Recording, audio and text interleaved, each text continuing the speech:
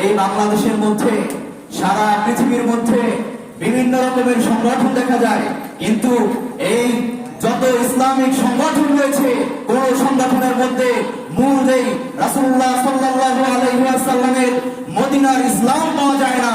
কিন্তু সারা পৃথিবীর মধ্যে একমাত্র একটি সংগঠন রয়েছে, যে সংগঠনের মধ্যে জড়িত থাকলে একজন মানুষ নবীর সিদ্দিকীর শুহাদায়ের পথে নবীর লেবাসে পোশাকে সিরাতে সুরাতে তার মুজাসসাম নমুনায় এক কথায় তাকে নবীর নববী আদর্শতে পরিণত করা যায়, সেই সংগঠনের নাম হলো বাংলাদেশ ছাত্র হিজবুল্লাহ। কথা বলেন ঠিক কিনা?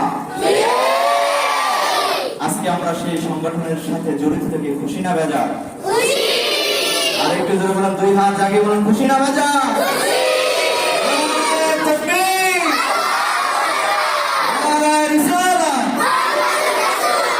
বাংলাদেশ ছাত্র হিজবুল্লাহ